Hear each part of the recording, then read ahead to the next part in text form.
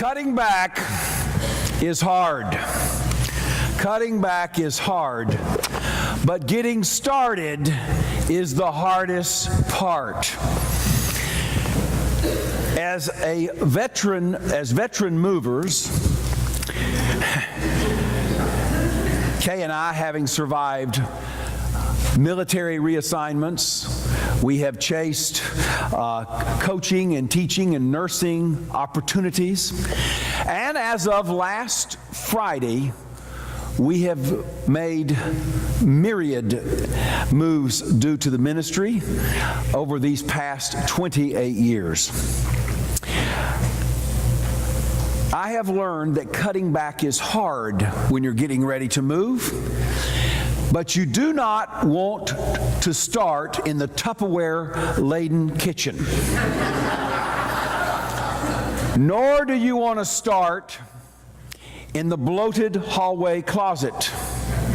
And by all means, do not even think about starting in the foreboding, if not terrifying, garage.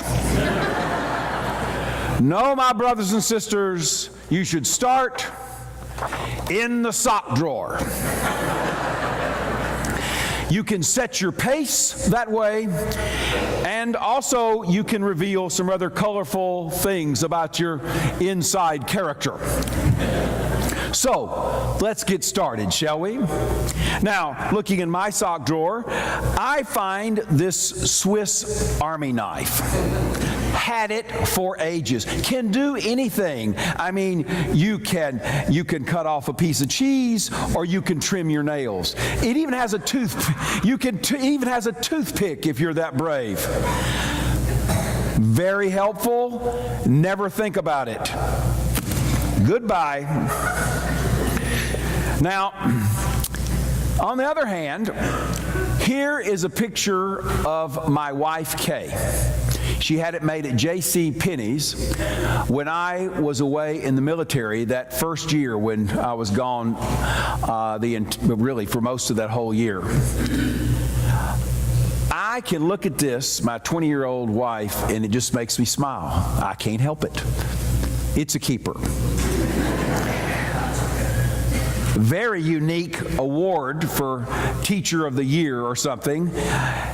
It's gratifying, but ancient history.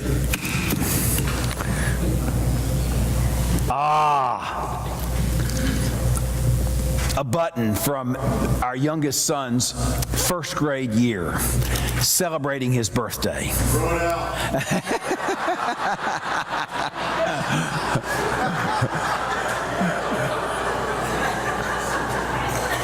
If you can bring your own sock drawer up here, son, be my guest. This picture, that little 6-year-old face, gives me joy. It gives me joy. Whether he likes it or not, it's a keeper. See, that really is the ultimate rule of what is cut back, what's kept and what is thrown away. Does it inculcate joy? Does joy rise up in you from a certain object or thought? It's not whether something is useful or even bears with it some notoriety. Does it bring about joy? And you know that if you have read that book that's been lodged at the top of the New York Times bestseller list now for an entire year. The title is rather long. It is the life-saving magic of tidying up, the Japanese art of decluttering and organizing. Obviously, one Japanese American here has not read that, but that is another subject for another day. It's on my to-do list. But Marie Kondo's work has been so well received that now there's all these blogs and all these chat rooms and stuff that talk about nothing but things to keep and things to throw away. And her absolute rule is you only keep something if it sparks joy within you. Like a photograph of your wife that you kept in your fatigue pocket on 3 different continents. And you took it out morning and night to remind you of how much you love her. That's sustaining. Or you have the little framed face of your youngest son, and you look at it today and you realize how much you have delighted in him, regardless of how much he talks. It is the magic of cutting back, the magic of joy. Jesus tried to share this magic with his disciples at the Last Supper. He said, if you keep my commandments, you will abide in me, just as I keep my Father's commandments, and I abide in him. I have said these things to you so that my joy may be in you, and your joy may be complete. I've said these things to you so that my joy may be in you, and your joy may be complete. The Greek word for complete here is plerou. It means to completely infuse something. It means to fill up to the top. It means to diffuse through the whole, into our whole body. Plerou, that your joy may be complete. And of course, if Jesus inhabits us, we will have joy. And if Jesus has taken up residence within us, we'll want to keep his commandments, not out of obedience, but out of sheer and complete love. Can't you see the difference? You know, it's very telling here that Jesus is not giving us a utilitarian recipe, some formula so that you and I will be good boys and girls. No, he's telling us this. He's asking us to abide in the vine so that we may have joy. That we can go from a gray life to a radiant life. But beware, it's going to hurt. Going from the gray, stagnant life to the radiant, ebullient, colorful life is painful. Jesus minces no words when he says, the Father cuts back every branch that does not bear fruit. Cuts them back. Well, we may have a little trouble with that agrarian image, but we all have a sock drawer. So today I ask you to imagine yourself as an overstuffed sock drawer. Overstuffed with so many commitments and habits and routines and expenses that bring us no joy whatsoever. None. And we keep on doing them, and we keep on spending that money thinking that it's going to be different, and it's not. The Lord says he wants to come and clear out some room in this overstuffed jungle of a mess so that there will be room for him. And then there will be joy. Joy unimaginable. But it's going to hurt. It's going to hurt. This was brought home to me in a very illustrative way this week. I was reading the notes of a pastor who's 2 states away, so I can share this without incriminating anyone. And he was telling the story of how he was discipling a young man who was drug addicted. Intriguing, powerful story. And he says over this 2-year period, the pain was ever apparent. And he said, as we got started, in the months that we got started, we were making no progress. And then finally, after a good many months, the young man finally admitted. He finally admitted that he had a problem. He finally admitted, I have a problem. And he says, I realize now I was not living the high life. I was at ebb tide. I was miserable. I was miserable.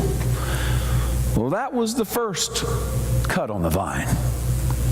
And then months and months went on from there, and he made the second step, which was equally, if not more painful. He told the preacher, he said, you know, it wasn't my parents' fault. It wasn't the school's fault.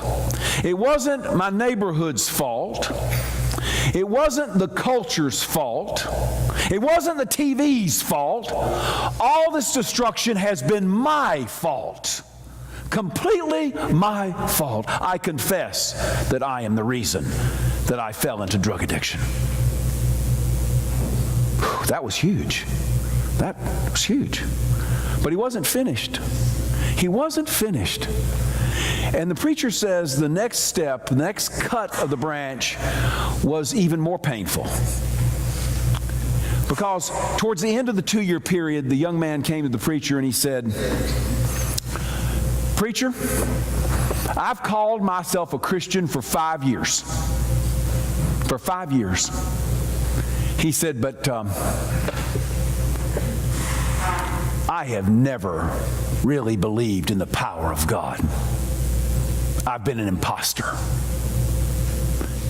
He says, only now do I see that I've been talking a good God game. I've been talking a good God game. Those are the exact words of the young man. I've been talking a good God game, but I did not believe until now that by the power and the authority of God, He could change me.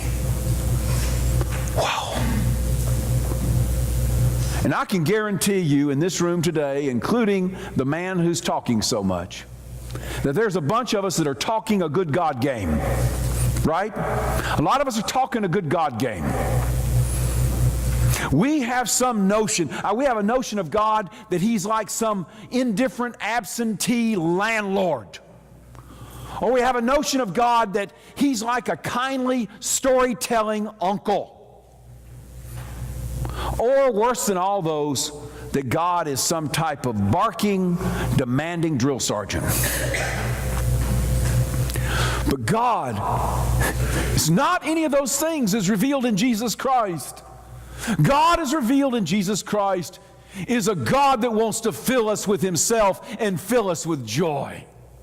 That's God's object, to fill us with absolute and complete, irrepressible joy. What a difference the viewpoint makes.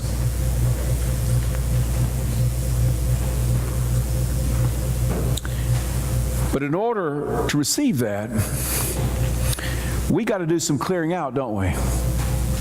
We've got to do some clearing out. We really have, there's not a single person in this room that doesn't need to go through the exact same things that the young man has had to go through. We first of all have to confront the fact that we're miserable, that the Lord promises us life and we haven't partaken of it. He wants to give us more, but we've settled for less.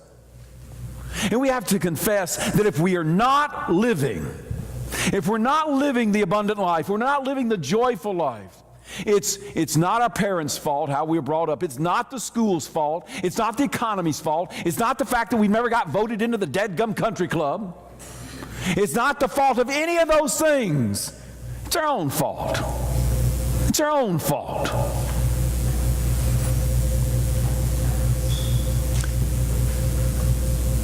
Once we confess it, we can move on. And then realize, if we submit to the love of Jesus Christ,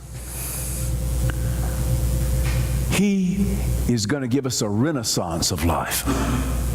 A veritable renaissance, such that we never, ever imagined.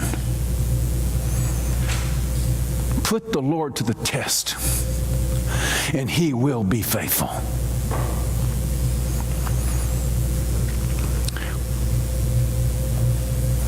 Isn't it telling? Isn't it amazing? Overwhelming? That Jesus tells you and me that we can be grafted into the vine, we can be grafted into God just the way He is. Isn't it unbelievable that we can call God Father, Papa, Abba, Daddy, just the way Jesus does? Isn't it beyond our imagination? That God wants to fill every single centimeter of you and me just the way He fills Jesus?